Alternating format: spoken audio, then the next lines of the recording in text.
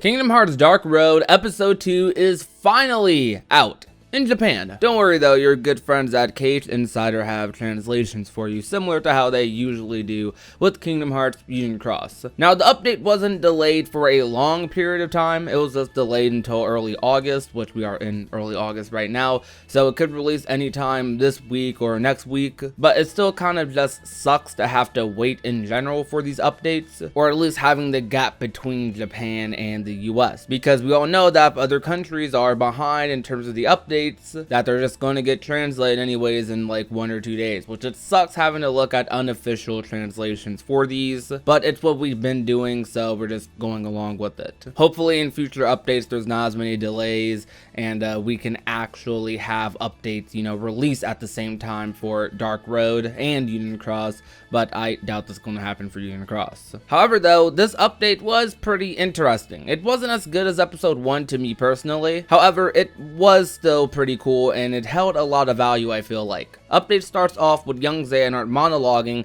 about his routine life as a Keyblade wielder in training in Scarlet Kylum. He talks about how he moved from one box to another, he feels like, going from Destiny Islands, this small world he couldn't really stand, to just another routine lifestyle in Scarlet Kylum. Though he starts to question whether it's more about the box he's in or whether it's about the people he's surrounded by and how they may affect him. It's really cool to get an insight into Xehanort's mind. I really do hope they do this at the beginning of every update, like it seems like they might be doing. We'll know for sure probably in the next update. This is only the second time in a row they're doing this. We then transition to Wonderland with him, Eraqus, and Erd, who are now on some group mission where they find out from the Cheshire Cat that the others are actually captured and are now on trial. At first this seems like a normal Disney World visit, which it almost becomes that, but the interactions here do stand out a little bit more than your regular Disney World encounters. Disney Worlds in this game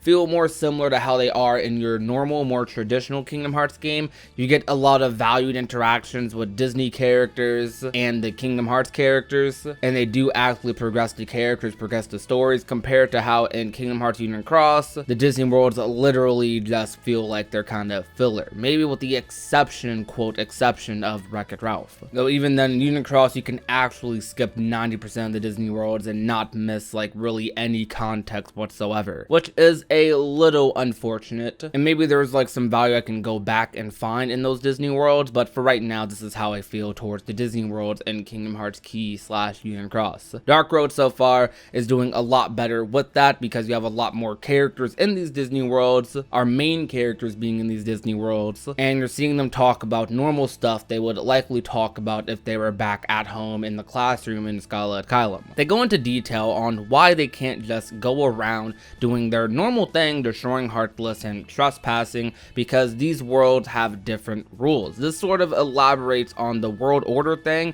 we hear about in other Kingdom Hearts games. So they eventually find out where the trial is being held at. Eraqus, being the naive goofball he is, just charges in to rescue the rest of the classmates. He makes a very, very quick assessment, yet accurate assessment, of the Queen accusing her of controlling people through fear, showcasing how despite Eraqus being a little bit of a goofball, he is not dumb and gets straight to business. So after like this accusation by Eraqus, the Queen says, "Fear, do you see any?" And then like it pans around like the entire courtyard area, and you see that everyone's pretty frightened by the Queen raising her voice. So yeah, she's definitely controlling people by fear. Though after this, the Queen of course does her usual off with their heads thing, and then a really, really cool looking Heartless appeared. If there's one thing I have to say about these mobile games for Kingdom Hearts, like the Heartless designs for these games are absolutely insane. Like I want to see some of these Heartless designs like in the main Kingdom Hearts games, because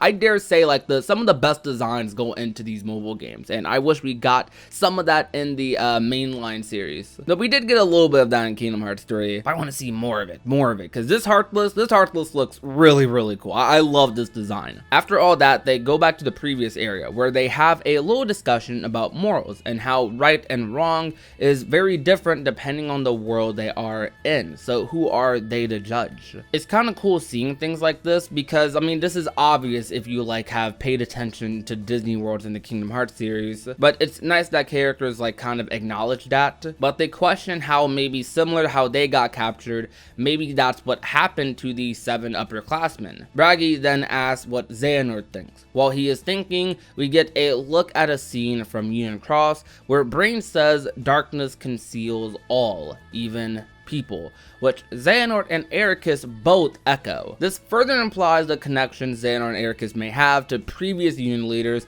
that or it could just show how true leaders think alike. Either way, that scene transition sticks out like a sore thumb, and I'm sure many scenes like this are to come in the future. Xehanort and Eraqus then have a private conversation after this about how some people have darkness within them they don't even know about, and if it's right to even antagonize people like that. They decide to continue their search in Wonderland for the upperclassmen, but with a smaller group. This is where the bulk of the update ends, and we transition into another 4 years later cutscene, where we are still in Wonderland, but as Xehanort only, and he is on a trial, but he now has the ability to see the darkness within people, specifically on the Queen, which is showing signs of how much closer he has gotten to the darkness. After this, the update ends with the next episode being titled The Purpose of the Journey. A very interesting title. It kind of seems like Dark Road might end up following a very similar episode format for each update, beginning with a Xehanort monologue about his current life feelings, the middle being more progression of his daily routine on missions with classmates, while the end of each episode may be a time skip into the future of Xehanort showcasing his ties to the darkness, which I really like that format because it's very good pacing wise, I feel like, for these updates. It starts off with something interesting, ends with something interesting, and you also get a decent amount of progression in the middle. Now, this may vary in effectiveness depending on how long and short each update is. This update was a little bit shorter than the last update because I think it had 1 less cutscene in it, and in the future we could get updates with only like 3 cutscenes, or maybe even 2 cutscenes, or maybe just 1 big long one. I don't know exactly how they're going to do it, but since they are categorizing these things as episodes instead of just main story updates, it makes you think that these updates are going to be a little bit more content packed, and I'm very fond of this direction they're going with Dark Road. It makes me feel like they're handling it a lot better than they did with Union Cross, where updates were very scattered. I mean, Key Browser was a big thing in the past, and we didn't get the story to Key Browser until like early or late last year, I believe, during the Keyblade War event. And Union Cross, I mean, like, we get main story updates every now and then, but we don't know how much it's going to offer. I mean, the last main story update for Union Cross, while the cutscene was amazing, it was only a cutscene with Laurium and Strelitzia, which was something that was a long time coming that a lot of us loved and enjoyed, but it was just 1 5-minute cutscene, and it left much to be desired. I believe we were supposed to get another Union Cross story update sometime near the ending of this month, so it could be until September or later before we get another Dark Road update. But comparing Dark Road to Union Cross, Dark Road episodes feel a little bit more like a complete experience, and maybe I'm only saying that because the story hasn't gone to the heavy hitter segments yet, but so far that's how it feels compared to Union Cross, which just feels like cliffhanger after cliffhanger. I doubt they'll double dip with Dark Road and Union Cross this month for August, but who knows, maybe they will, and we'll get both another episode of Dark Road and an episode or another story update for Union Cross, though who knows, they might surprise us. But those are kind of my thoughts and my little mini analysis slash summary of the Kingdom Hearts Dark Road update. These are some of my more organized thoughts on the matter. I definitely did enjoy this update looking back at it. I had a lot more fun viewing this update the second time around than I did the first in my reaction, I won't lie. Going back and kind of analyzing some of the dialogue, some of the little hints to like other Kingdom Hearts games and stuff was really cool, and seeing how some of like the mentalities behind some Keyblade wielders kind of sticks throughout the entire history of the series and some of our main characters even today is really fun and cool. But that's going to be about it for today's video though, guys. I really hope you guys enjoyed today's video. If you did, leave a like. Nice car. But if you guys enjoyed today's video, be sure to leave a like, share the video with a friend or a family member, and last but not least, if you have not already and want to become a part of the Union, all you have to do is hit that red little subscribe button down below. My name is Prodigy, and I will talk to you guys soon. Peace out, guys.